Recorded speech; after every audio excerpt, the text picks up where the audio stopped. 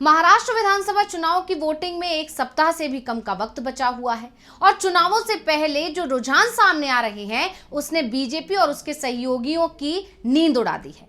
BJP के नेता पहले से ही ये बात मान रहे हैं कि महाराष्ट्र चुनाव हरियाणा की तुलना में ज्यादा मुश्किल होने वाला है, क्योंकि हरियाणा में मुद्दे अलग थे और महाराष्ट्र के मुद्दे अलग हैं। हरियाणा में लोकसभा चुनाव में बीजेपी और कांग्रेस बराबरी पर थे, दोनों को लोकसभा की 5-5 सीट मिली थी, लेकिन महाराष्ट्र में कांग्रेस का गठबंधन बीजेपी पर बहुत भारी पड़ा था। कांग्रेस के नेतृत्व वाले गठबंधन यानी महाविकास अघाड़ी को 31 सीट मिली थी, जबकि बीजेपी के नेतृत्व वाले गठबंधन एनडीए को 17 सीटें ही मिली थी और इसका असर अब विधानसभा चुनाव पर दिखाई दे रहा है। और इन सब के बीच कांग्रेस पार्टी का इंटरनल सर्वे भी सामने आ गया है, जिसमें महाविकास अघाड़ी आसानी से जीत हासिल करता हुआ दिखाई दे रहा है। और हम अपनी स्पेशल रिपोर्ट में महाराष्ट्र चुनाव को लेकर ही करने जा रहे हैं चर्चा। नमस्कार, मैं हूं अंशिता। महाराष्ट्र विधानसभा चुनाव को लेकर जनता के बीच से जो रुझान सामने आ रहे हैं उसने बीजेपी की नींद को ही उड़ा दिया है। दरअसल बीजेपी की तरफ से कुछ दिनों पहले कार्यकर्ताओं से फीडबैक लिया गया था, जिसमें सामने आया था कि पार्टी की हालत पतली है। यहां तक कि संघ के सर्वे में भी यही बताया गया था और चुनाव में महायुति गठबंधन 100 सीटों के अंदर ही सिमट जाएगा। और इससे पहले आरएसएस के सर्वे में तो बीजेपी की हालत और भी खराब बताई गई थी। संघ की रिपोर्ट में महायुति गठबंधन में अजीत पवार को सबसे कमजोर कड़ी बताया गया था। दावा किया गया था कि अजीत पवार गठबंधन के साथ रहेंगे तो गठबंधन को नुकसान ही करेंगे, लेकिन बीजेपी ने आरएसएस की बात को नहीं माना और अजीत पवार के साथ गठबंधन को अपने बनाए रखा। और अब चुनाव प्रचार में ही अजीत पवार के सुर अलग अलग दिखाई दे रहे हैं। बीजेपी के नेता ही अब ये दावा कर रहे हैं कि अजीत पवार का समर्थक वोट उनकी पार्टी के उम्मीदवार को तो मिल जाएगा, लेकिन अजीत अपने वोट को महायुति के उन उम्मीदवारों को नहीं दिला पाएंगे जहां बीजेपी या शिवसेना शिंदे गुट का उम्मीदवार खड़ा हुआ है। और अब कांग्रेस की जो इंटरनल रिपोर्ट सामने आई है उसमें भी यही बताया गया है कि महायुति गठबंधन आपसी लड़ाई के चलते और भी कमजोर हो गया है।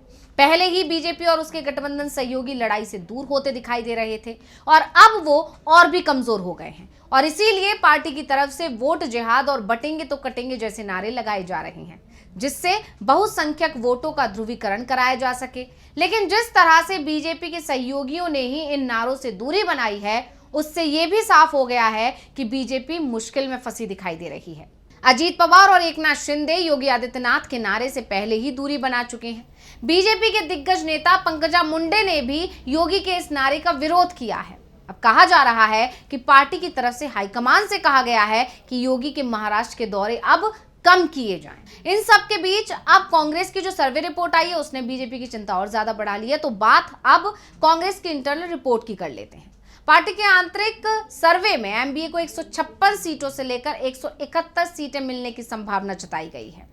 अगर औसत माना जाए तो एमबीए 165 के करीब सीटें आसानी से जीत सकता है और इसके अलावा एमबीए के समर्थन से जो छोटे दल चुनाव लड़ रहे हैं वो भी 3 से 4 सीट जीतने की स्थिति में दिखाई दे रहे हैं। दूसरी तरफ एनडीए गठबंधन के लिए 100 के करीब पहुंचना भी मुश्किल दिखाई दे रहा है। कांग्रेस और बीजेपी के बीच सबसे बड़ा दल बनने में जरूर मुकाबला हो सकता है, लेकिन इसके पीछे बीजेपी की सफलता का हाथ नहीं है, बल्कि कांग्रेस की तुलना में बीजेपी ज्यादा सीटों पर लड़ रही है। कांग्रेस की इंटरनल रिपोर्ट की तरफ इशारा करते हुए पार्टी नेता टीएस सिंहदेव ने भी बड़ी बात कही है।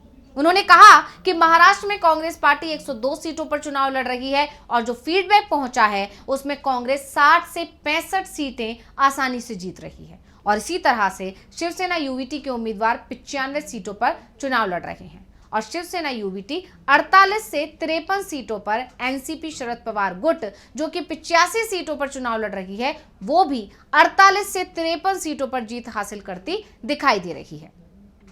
गठबंधन में 7 सीटें छोटे सहयोगी दलों के लिए छोड़ी गई हैं जो 3 से 4 सीट जीत सकते हैं। यानी साफ है कि महाविकास अघाड़ी आसानी से सरकार बना सकती है। जो फीडबैक सामने आया है उसमें बीजेपी के खिलाफ जनता में नाराजगी के कई कारण सामने आए हैं। एनडीए सरकार में स्थानीय हितों की जगह केंद्र की सरकार के इशारे पर गुजरात में बड़े निवेश को स्थानांतरित करना और शिंदे सरकार में भ्रष्टाचार, बेरोजगारी और किसानों की परेशानी सबसे बड़ा मुद्दा बना हुआ है। विपक्षी एमबीए की तरफ से मतदाताओं को आकर्षित करने वाला एक और कारक दो बड़े क्षेत्रीय नेताओं शरद पवार और उद्धव ठाकरे को लेकर जनता के मन में सहानुभूति को भी माना जा रहा है। इसे लेकर छत्तीसगढ़ के पूर्व उप मुख्यमंत्री टीएस सिंहदेव का बयान आया है। उन्होंने कहा कि मतदाताओं के बीच ये प्रबल धारणा थी कि बीजेपी के नेतृत्व वाली केंद्र सरकार ने महाराष्ट्र के हितों की अनदेखी की है, जिसने अवैध तरीकों से सत्ता हासिल करने के लिए दो मजबूत क्षेत्रीय दलों शिवसेना और एनसीपी को तोड़ दिया। वो इस तथ्य को भी स्वीकार करते हैं कि पिछले 2 सालों में महाराष्ट्र ने बहुत बड़ा निवेश खो दिया है, जो पड़ोसी गुजरात में स्थानीय लोगों के लिए रोजगार पैदा कर सकता है। एक तरफ एमबीए का अभियान पॉजिटिव दिखाई दे रहा है, वो आम लोगों के हक की बात कर रहा है, रोजगार, महंगाई जैसे मुद्दे उठाए जा रहे हैं और अपने घोषणा पत्र में इनके समाधान के उपाय रखे हैं। यानी जनता से वादा किया है कि अगर उनकी सरकार बनी तो लोगों की ये परेशानियां दूर हो जाएंगी। वो ये बताने की कोशिश कर रहा है कि आखिर महाविकास अघाड़ी गठबंधन कैसे महाराष्ट्र के लोगों की परेशानी को दूर करेगा, और महाविकास अघाड़ी की ये कोशिश कांग्रेस के फीडबैक में भी दिखाई दे रही है और इसमें एमबीए को बड़ी जीत तय मानी जा रही है। और अब जो सर्वे सामने आ रहे हैं और जमीनी हकीकत जो दिखाई दे रही है, उसका असर चुनाव प्रचार पर भी दिखाई दे रहा है। बीजेपी के नेताओं की भाषा बिगड़ती जा रही है। सीएम एकनाथ शिंदे को एक युवक ने काला झंडा दिखा दिया तो शिंदे कांग्रेस कार्यालय में जा धमके और कांग्रेस के कार्यकर्ताओं को ही धमकाने में जुट गए। शिंदे की बौखलाहट हो या फिर बीजेपी नेताओं की बयानबाजी साफ संकेत दे रहा है कि महाराष्ट्र की बाजी उनके हाथ से निकल चुकी है। वैसे बाजी सिर्फ महाराष्ट्र की नहीं निकल रही है, बल्कि इस बार संकट दिल्ली तक पहुंचता दिख रहा है। ये दावे शुरुआत से ही किए जा रहे हैं कि अगर बीजेपी का गठबंधन महाराष्ट्र चुनाव हारता है, यानी महाराष्ट्र की सत्ता उसके हाथ से छूटती है, तो फिर बीजेपी के लिए केंद्र की सत्ता भी बचाना मुश्किल हो जाएगा। नाना पटोले का अभी हाल ही में एक बयान सामने आया था, जिसमें उन्होंने दावा किया था कि महाराष्ट्र में बीजेपी की हार होने के बाद केंद्र से बीजेपी के कुछ सहयोगी दल एनडीए छोड़ देंगे।